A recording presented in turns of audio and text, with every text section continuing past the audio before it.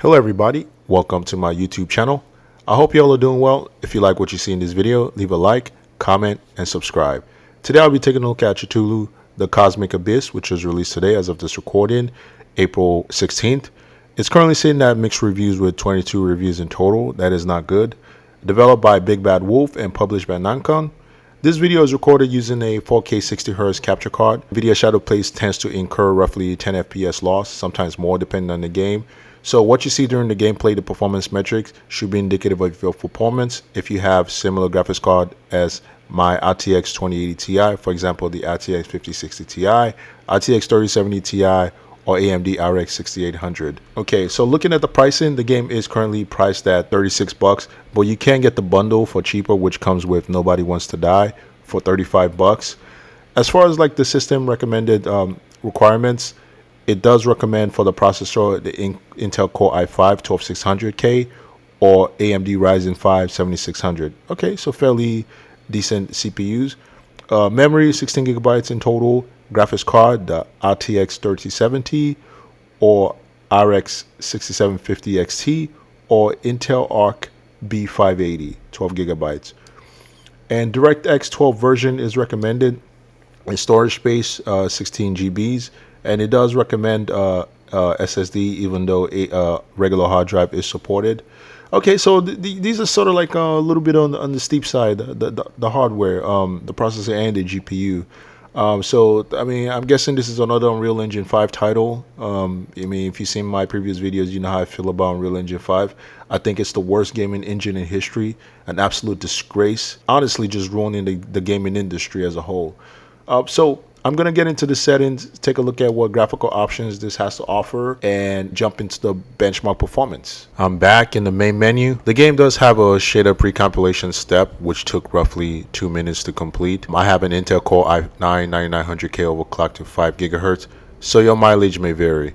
In the settings page, looking at the graphical preset, I have everything set to Epic. This is an Unreal Engine 5 game, so it's the typical low, medium, high Epic. So frame rate is set to unlimited. There's no vertical sync enabled, and my refresh hertz is 240 hertz. So you have the option to select NVIDIA Reflex. I always turn that off. It tends to cause an adverse effect like stuttering, so I always keep that off. Upscaling method, you have native. So I'm going to start off with native and work my way down to DLSS Quality. There's also frame gen. Absolutely not. It's FSR frame gen. Regardless, I don't endorse fake frames, so I always turn off this fake frame option. So yeah, I'm gonna get into the game and see how the game performs. The control layout in this game is so bizarre. I've never seen anything like this. So for the movement controls, to move forward, you need to use the Z key, and backwards is S, left is Q, and right is D.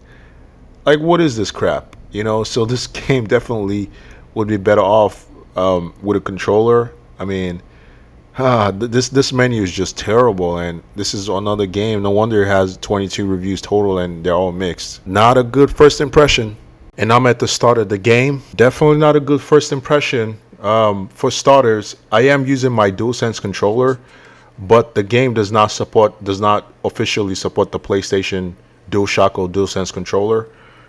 So it's showing the Xbox 360 button prompts. No big deal. So looking at the GPU information, this is with everything set to native, Epic and native resolution. The first line is the GPU information. So 312 watts, 99% GPU usage, 6.5 gigabytes of VRAM usage. System memory usage is 9.2 GB. And then my CPU percentage is 20%. Watts and temps are fairly decent, so in the low 50s. So as you can see, my average FPS is 44 FPS.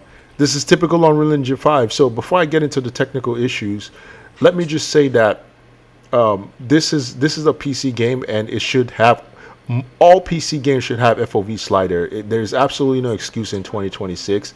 Like, this field of view is too narrow. You know, I'm getting motion sickness already. I'm just 10 seconds into the game. So on the technical perspective, This game is very soft. I mean, it's Unreal Engine 5. If you see my videos about Unreal Engine 5, this engine's an absolute disgrace. I mean, there's a lot of ghosting. It's very soft and blurry. I mean, there's nothing groundbreaking here, but it's Unreal Engine 5, so the game just has to run like shit. It has to look and run like shit, right? Look at the reflection in the water. Like, look at this plant. Look at the flickering. Look at this. So is this? I'm guessing this is using software Lumen for its reflection. Yeah, it's definitely using software Lumen, because as I pan, okay, software Lumen, and it looks like screen space reflection as a fallback method. You know, I can just tell it's just typical Unreal Engine stuff. But anyway, I hope you enjoyed the gameplay video. I'm just gonna play for a little bit using native and then switch to DLSS and see if I get any performance improvement.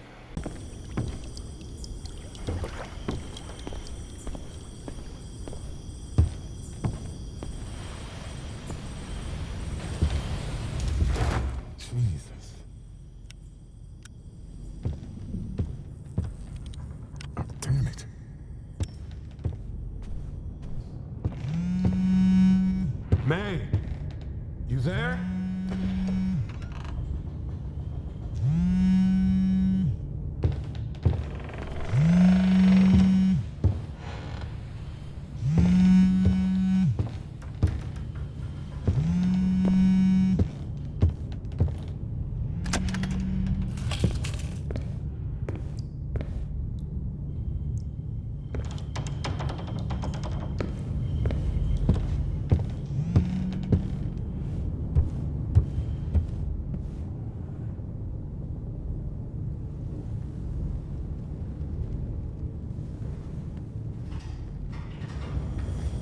She's not upstairs.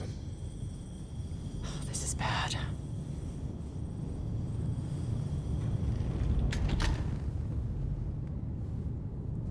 May has to be here. It looks like she lost it. She was working on something. I don't know, Elsa. I'm sorry, but this looks really...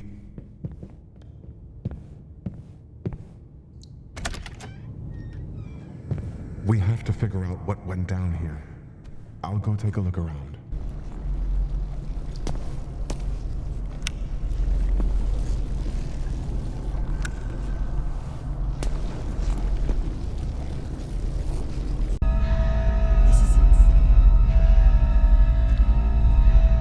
How can anyone possibly survive here?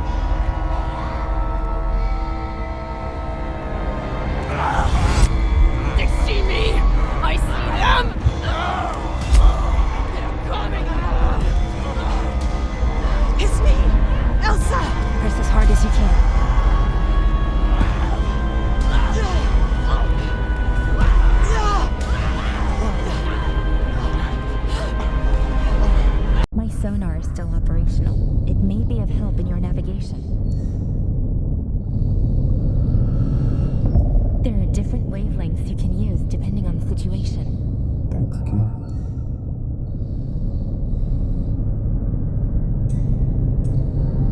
There, pipelines. The station can't be far. Indeed. Probably at the end of the track. We'd better follow it.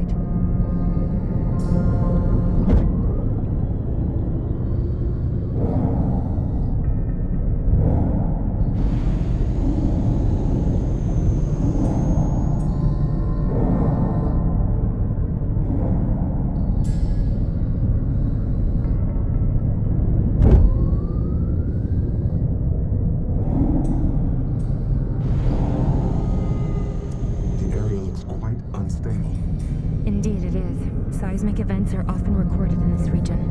Let's not hang around.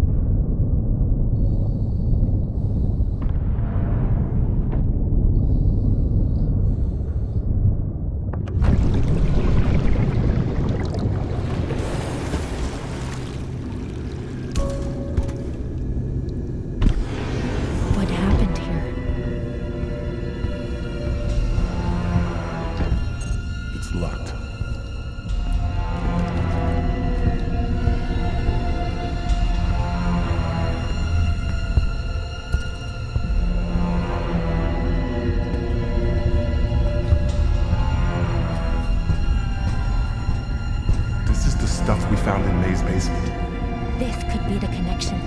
What's this? A fungal organism, apparently. I don't recognize this species. An analysis would allow me to update my database. On it.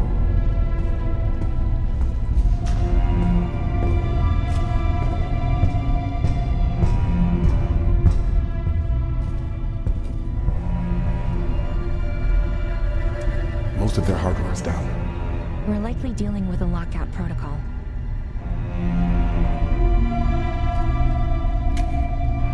If you like what you see in this video, leave a like, comment, and subscribe.